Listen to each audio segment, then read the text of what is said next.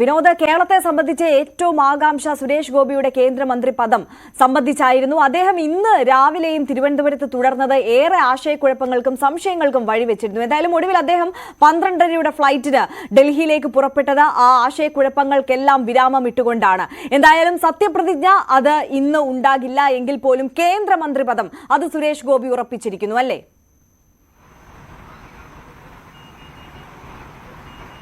അറിയാ, കേന്ദ്രമന്ത്രിയാകുമെന്ന കാര്യം ഉറപ്പാണ്. അദ്ദേഹത്തിന് ക്യാബിനറ്റ് പദവിയുള്ള കേന്ദ്രമന്ത്രിയായി അദ്ദേഹം എത്തുമോ, അല്ലെങ്കിൽ സഹമന്ത്രി എന്ന നിലയ്ക്ക്, അതായത് സ്വതന്ത്ര ചുമതലയുള്ള സഹമന്ത്രിയോ ആയി സുരേഷ് ഗോപി എത്തുമോ, ആ കാര്യത്തിലാണ് ഈ സംശയം അവശേഷിക്കുന്നത്. ഏതായിരുന്നാലും മന്ത്രിസഭയിൽ അദ്ദേഹം ഉണ്ടാകും. ഇന്നത്തെ ഒരുപക്ഷെ സത്യപ്രതിജ്ഞാ ചടങ്ങിൽ അദ്ദേഹം ഉൾപ്പെട്ടിട്ടില്ലെങ്കിൽ കൂടിയും അടുത്ത ഘട്ടത്തിൽ, രണ്ടാം ഘട്ടത്തിൽ സുരേഷ് ഗോപി എത്തുമെന്ന് തന്നെയാണ് നമുക്ക് വ്യക്തമായി മനസ്സിലാക്കാൻ കഴിയുന്നത്. കേരളത്തിൽ നിന്ന് 2 മന്ത്രിമാരുണ്ടാകുമെന്ന വിവരം കൂടി ഡൽഹിയിൽ നിന്ന് ലഭിക്കുന്നു. രണ്ടാമത്തെ ആൾ ആരാകുമെന്നതിലും ചോദ്യങ്ങൾ അവശേഷിക്കുന്നുണ്ട്. അത് കെ സുരേന്ദ്രന്റെ പേര് പറഞ്ഞു കേൾക്കുന്നുണ്ട്. അധ്യക്ഷനാണ്.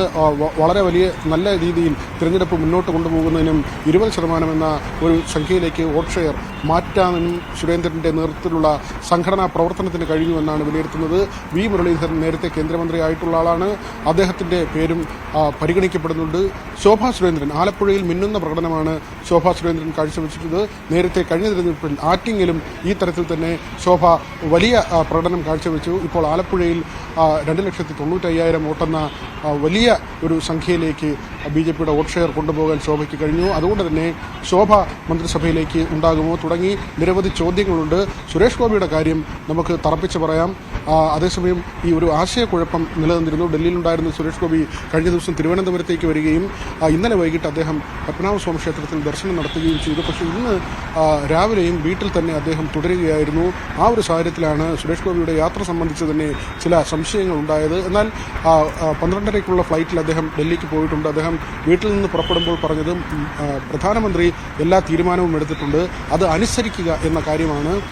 അതിൽ നമുക്ക് വ്യക്തമാകുന്നത് സുരേഷ് ഗോപി മന്ത്രിസഭയിലേക്ക് ഉണ്ടാകും.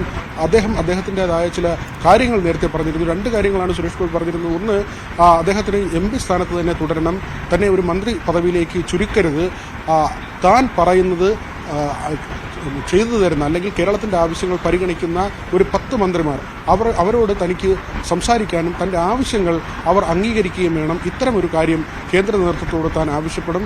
അതോടൊപ്പം കേരളത്തിൽ മാത്രമല്ല, തൃശ്ശൂരിൽ മാത്രമല്ല, കേരളത്തിൻ്റെ MP എന്നത് മാത്രമല്ല, ദക്ഷിണേന്ത്യയിൽ തന്നെ ഒരു പ്രവർത്തനം തമിഴ്നാട് കൂടി കേന്ദ്രീകരിച്ച് പ്രവർത്തിക്കണം. ചില സിനിമകൾ ചെയ്തു തീർക്കാനുണ്ട്, അതിൻ്റെ തിരക്കുകളുണ്ട്. അതുകൊണ്ട് തന്നെ MP ആയി തുടരുക എന്നൊരു ആഗ്രഹം അദ്ദേഹം പറഞ്ഞിരുന്നു. പക്ഷേ അല്ലെങ്കിൽ ആ ഒരു അത്യാവശ്യ സാഹചര്യം കൂടി അദ്ദേഹം നേതൃത്വത്തിന് മുന്നിൽ വെച്ചിരുന്നു. എന്തായാലും ഒടുവിൽ അദ്ദേഹം കേന്ദ്രമന്ത്രി ആകുന്നു എന്നുള്ളത് സ്ഥിരീകരിച്ചിരിക്കുന്നു.